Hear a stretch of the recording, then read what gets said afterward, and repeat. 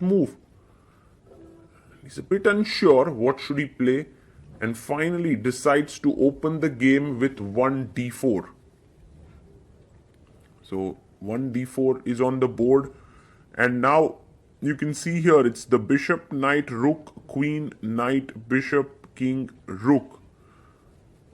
And will be interesting to see how Deviatkin responds. A safe move is of course d5 here, and he plays it. Pawn to d5, symmetry, and I think that's the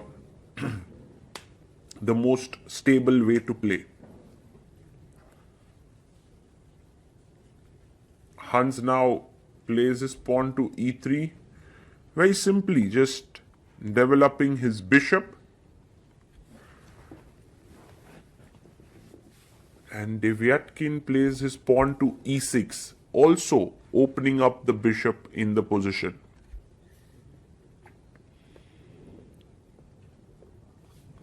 Hans now plays his pawn to b3, which is a useful move, opening the bishop on this long diagonal. And pawn to c5 played here. This is a very interesting move by Deviatkin because in a way he is opening up Hans's bishop, but he's also claiming some space in the center of the board. And Hans takes on c5. Here you have to be particularly careful about something, going wrong, because in normal chess all the patterns are very well known. But here, let's say after bishop c5, if you are careless, this bishop is suddenly unleashed, the queen could enter, and you are not so well versed with how each piece moves to which square and so on. c4 played here by Hans, and that does make a lot of sense. He's trying to attack here on d5 to leave black with an isolated pawn. But Deviatkin is like, I'm not having anything of that sort. I'm just simply taking the pawn here. D takes e4. And now Hans Niemann takes on d8. Queen takes queen. Rook takes on d8.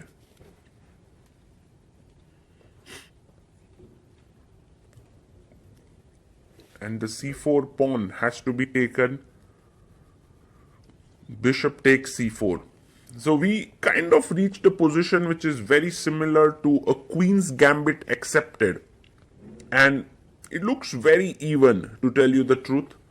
Of course, there are some tactics here with bishop takes e6 and rook takes c5 which have to be taken care of, and b6 is such a logical move because you not only protect your bishop, but you also open your bishop on a8. So the bishop comes back to e2 for Hans.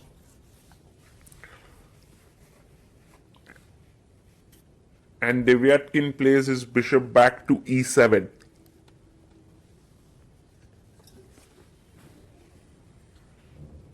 How is Hans going to create some play here? That's the question. Generally, you play the freestyle chess or the chess 960 to get crazy positions. But here, it seems like we have reached a very, very sedate position. It is time for short castling here for black. Another logical move by Andrey. You can't move your knight from e8. That's a small problem that black has, because then the white rook would simply move in. We have castles from white. So this is maybe the small bit of edge that white possesses, that he has the open c file. Whoa, bishop takes f3. What was that all about? And why was that played? Bishop takes f3. I mean, black could have gone knight d6 with the idea that if rook c7, you can play rook d7 and the position remains equal. But this bishop f3 is a very big surprise, because now white has the bishop pair. And what was the plan? It's a bit unclear to me. He plays bishop f6 trying to trade the bishops. That was the plan. He wanted to trade the one pair of bishops, but Hans is like, sorry, knight c3, I'm not allowing you to do that. Knight d6 played. And already white has something to play with now. That's the thing, the bishop pair. But it's not so easy to continue here for the main reason that this pin is quite irritating. Bishop b2 played and the knight comes out to a6. We are very close to equality, but let's see how Hans tries to press here.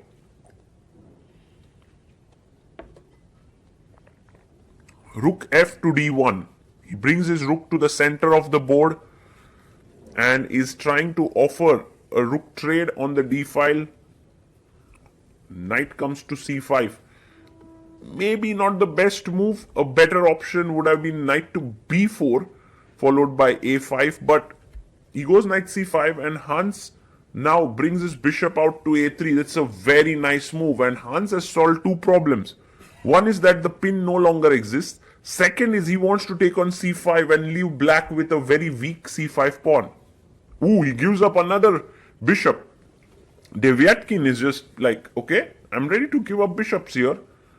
But bishop c5, an intermediate move. So I believe rook takes c3 is met with knight b5, and that is what was his idea. But bishop c5 is the strong move, the intermezzo. He plays bishop b2. Wow.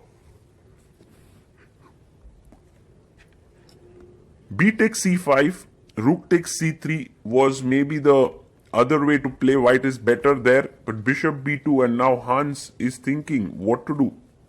If he takes on d6, there is bishop c1 takes, and he would lose material. But the best move here is, yes, rook c2 or rook b1. Now, if you take here, I'm taking on b2. So not so sure. B takes c5, what black has up his sleeve, because Hans Niemann is now totally better. The c5 pawn is weak, his bishop is slightly superior to the knight. Can Andrey Deviatkin get rid of this weakness? For now he plays pawn to f5. And Hans simply plays his rook to c2, attacking the pawn on c5 here. To defend it is impossible. Rook c8, I just snap off your knight. He goes g5. He's trying to create play on the king side. But he's just going to lose the pawn. h3 played by Hans. He's stopping g4. Stopping black from gaining more space and also taking care of the back rank. Knight to f7.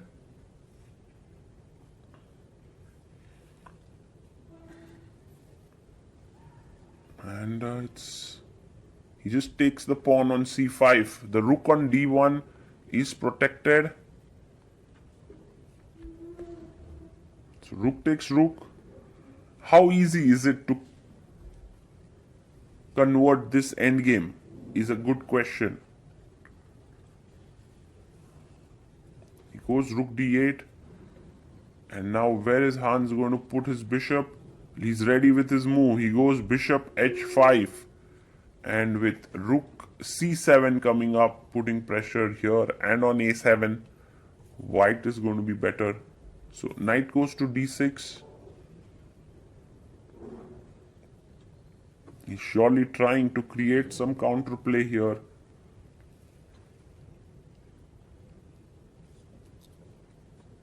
And a very nice move, rook e5, because if king f7 is impossible, the bishop is here, rook e8 is impossible because the bishop controls, and there's no way to save this pawn. Isn't that incredible? Knight e4 played, hoping to create play with rook d2 in the position.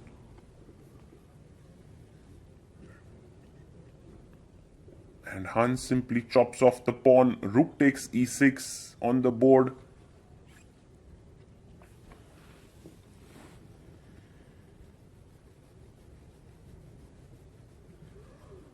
Rook to d2 played.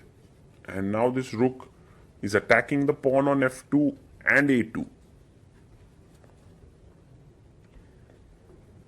But rook e5. It's a very calm move. It's amazing how Hans is playing here. Because if rook takes a2, I have rook takes f5. But if I take rook takes f2, I can take the knight. So he takes the pawn on a2 and rook f5. Very strong move. Because this defends the key pawn on f2. If there's a check, I can simply move up my king. My f2 pawn is no longer hanging. So h6 played.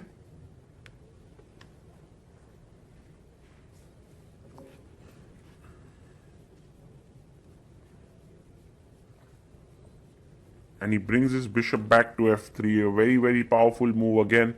So if knight takes f2, I have bishop d5 check, winning your knight. That's the problem. So he goes knight to d2. And now bishop comes right into the center of the board, bishop d5 check. It just feels like Hans' moves are just flowing here. King g7. Now there's one thing you have to be careful about, and Hans takes care of it, which is that, for example, if you get greedy and you go check and try to win this pawn, let's say, for now you can't win, but if you move your rook here, it's already trouble time with knight f1 check. And this is big trouble, so g4 creates a square for the king on g2. He goes pawn to a5, and now king comes up to g2.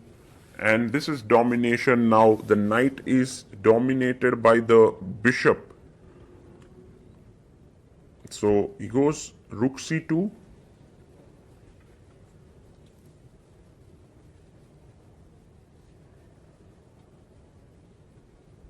Check.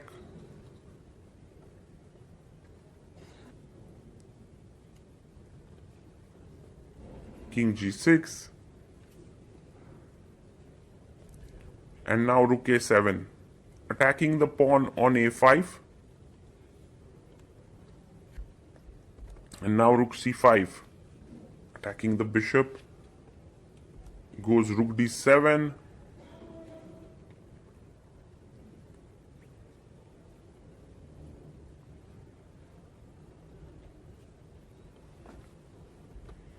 Goes to c2.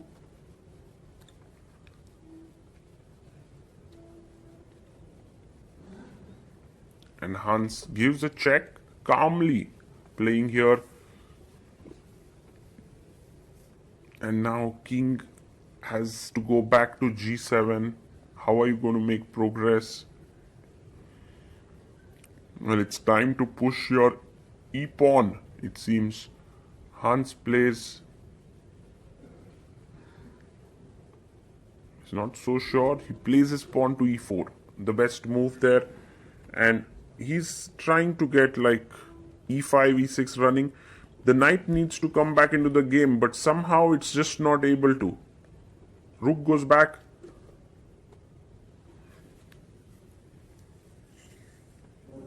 e5.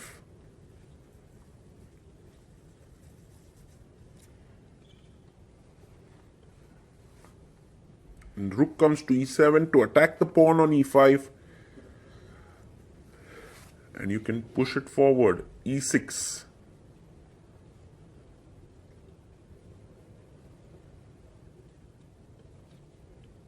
And here the king comes up to f6. Andrey has just 30 seconds left while Hans has close to 51 minutes. That's a huge time difference. He plays his king to e5, but now I can just simply chop off the pawn on a5. So that's 3 pawns up now. Andrey can safely resign here. But he's going in, he's going king d4.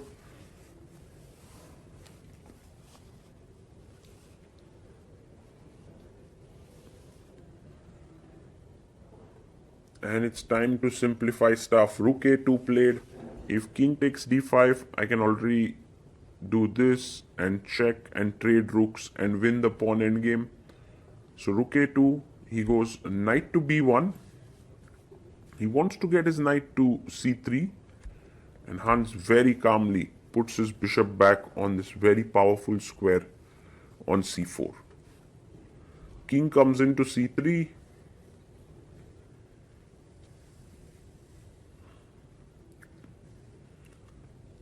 And he activates his king now. King to e4. I believe that to knight d2 he just wants to take it. King d2, king e4, get the king in and win the game. So king comes to d4 to stop the white king from moving ahead. And I guess rook d2, rook b2 attacks the knight. Okay, the knight can go back here to c3.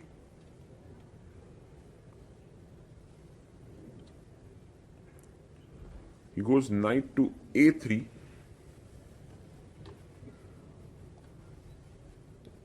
And a check.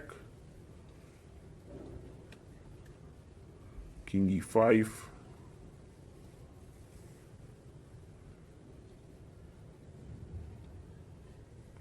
Rook to d7, offering a trade of rooks. The only move for black is to play rook e8. Otherwise, the pawn is just queening. And maybe it's now time to push e7. Yes, threatening bishop f6. And if king f6, there is maybe just bishop d3 and wins.